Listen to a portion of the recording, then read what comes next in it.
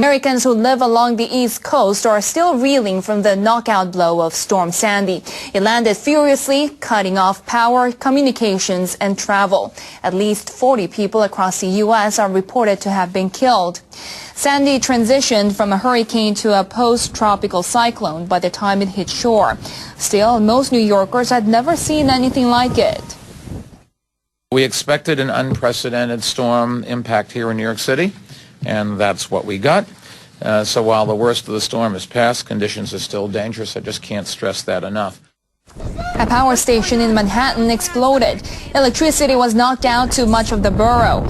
City officials say it will take at least 1 week to restore power, as well as water, rail, and other services.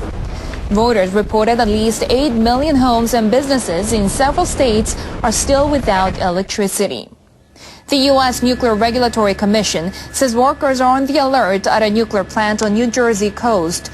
The facility had been out of service for scheduled refueling. Still, officials there were concerned about high water levels. 3 other nuclear plants in New Jersey and New York were shut down because of high water and damage to the electrical grid. As the water rose and the wind picked up, the fires began here on the Rockaways. I'm standing in front of what once was a home. You can see the devastation that this fire caused here. In fact, this area was once a neighborhood. And take a look at what it looks like right now. Completely destroyed by fire. You're looking at what once were homes. 1, 2, 3. My eyesight here, I can count probably a dozen homes here that went completely up in flames. Firefighters, you can hear them right now as they continue to work on putting out fires. They do continue to grow here in this neighborhood. We've been driving around here the entire morning, and all we can do is just look as these fire crews try to get to these scenes. The water here, the floodwaters that swept in yesterday, made it incredibly difficult for these crews to get to them in time, and right now all these down power lines and trees continue to make it very difficult for crews to get to these homes and put these fires out. Again, take a look at what we're talking about. I mean, this was a home, a 2-story home like many of the homes here. In some cases we're looking at 3-story homes. Right now all that's remaining are their fireplaces, the chimneys there, those brick chimneys. They survived. The wooden structure here, it clearly did not. As far as the cleanup, this is really only the beginning. We were on the boardwalk earlier today. That boardwalk completely destroyed on the Rockaways. The waves so strong they literally ripped it up off of the beams there. We were told at one point by residents here that last night, as tide was at its highest, the bay here met the ocean. This entire area that we're standing in was underwater up to 6 feet. The water obviously now receded, and now we're getting just a first-hand look of the destruction that has been caused here. And of course, the destruction only continues as these fires clearly continue to burn. So much of that iconic beach town of Seaside Heights is underwater, full of debris there. Parts of that famous boardwalk wiped out. Nightline anchor Terry Moran is there this morning with the latest on the scene from his vantage point. Terry. What you are seeing up the beach, those fires that you've been looking at, that is the concern they've got here. This is an unbelievable scene. Block after block, mile after mile of this kind of ruins. And in that wreckage behind me, we can hear the gas lines hissing. That is the fear for the people who are here. There are people here still, and they've been told by the fire department that one spark and this town could blow.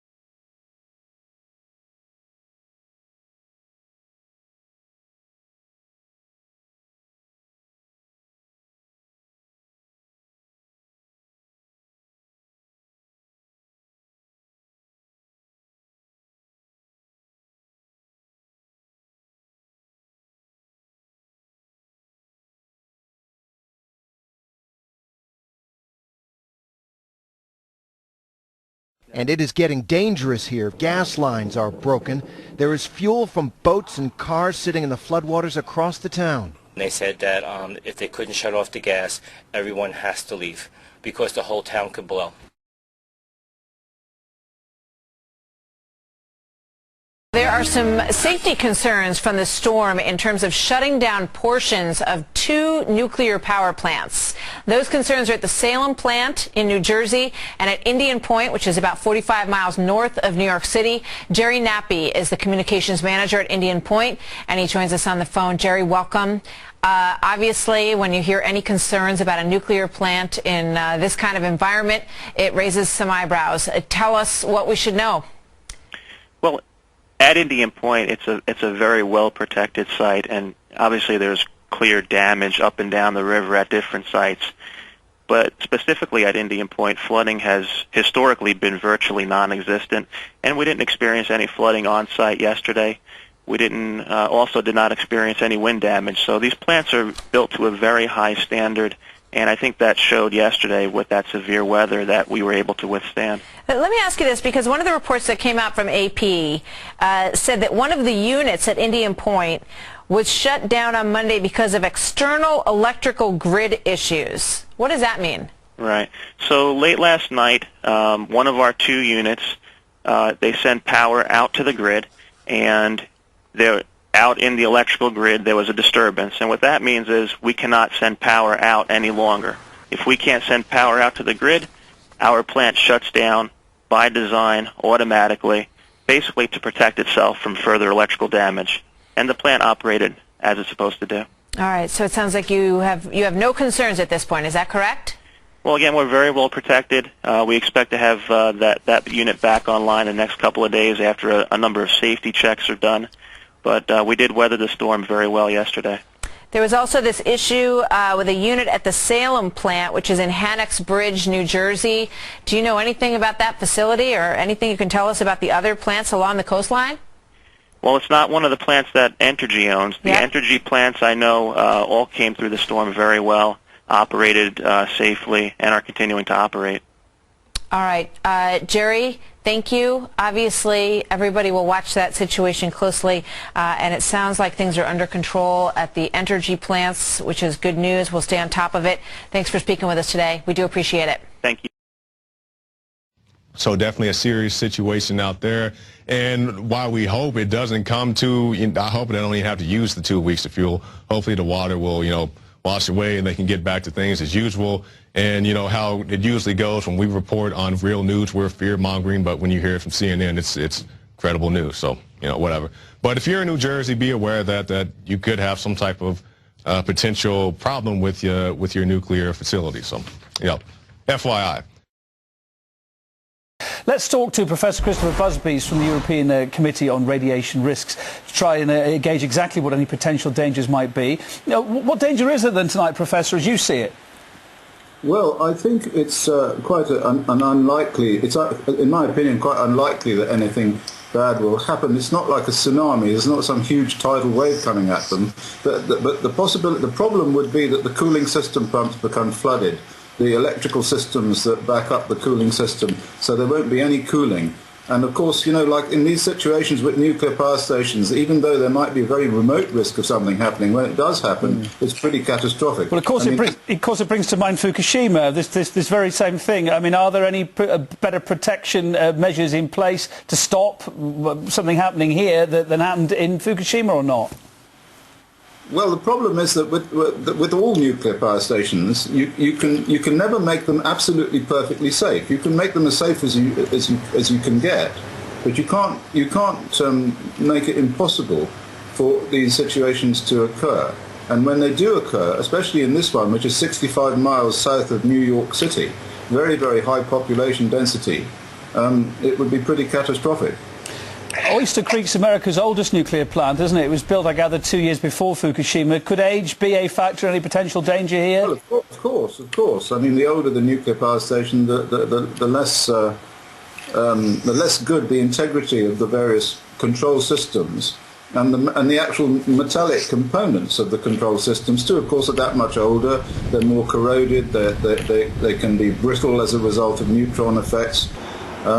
So yes, of course, that certainly is a factor. And in fact, Oyster Creek, like all of those power stations near New York City, were built against the express wishes of the people who lived there. They were pushed through by some kind of federal act, which overcame the opposition of people who lived there. Bearing in mind what you've just said, it's not great news for people in New York State, isn't it, to sleep peacefully tonight. Officials say there are currently no protective actions taking place outside the nuclear facility, they say, because there's no imminent threat for radiation. OK, but should precautions be taken anyway? I think it's more likely that there's nothing much they can do. So it's no point in scaring people and trying to run around and do stuff. There isn't much they can do. All they have to do there is sit and keep their fingers crossed and hope that the flood waters don't go so high that they actually flood the control systems and the electricity which backs it all up. That's really the problem. So it's not really like Fukushima in the sense of the huge amounts of energy that were unleashed then.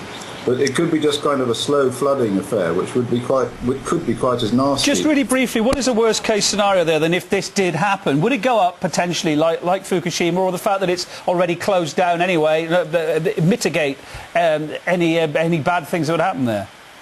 Well, you could still have a meltdown, of course. I mean, the fuel inside a shut-down reactor is still extremely hot and has to be cooled.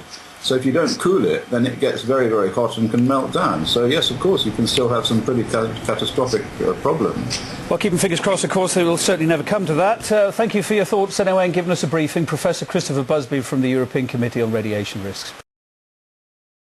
So, 5 nuke plants shut down, parts of them shut down, reactors, lost power, electrical power, temporary backup systems, generators fueled by diesel engines worked, except one I'm not happy with, and that's power to Unit 3 at Indian Point in Buchanan, New York. It was automatically shut down. They lost their connection from the electrical generator, and the offsite grid was lost, and it never says that they ever had the backup ever kicked on. It just says there was no release of radioactivity. I don't like that. I don't like that. Tell me it kicked on. Tell me it automatically happened. Don't tell me that, well, it shut down and then we jumped on it and we took a look and it went off grid, but don't worry, there's been no release of activity and we're continuing to operate. Let's just double check that, okay? Somebody out there watching, would you just double check the Buchanan, New York nuclear plant called Indian Point? Let's just be sure. I want to, but let me just say this. Other than these issues, which are big, we may have escaped some major catastrophe from a nuclear plant. But don't count it out yet and don't lock it all the way down. Let's be sure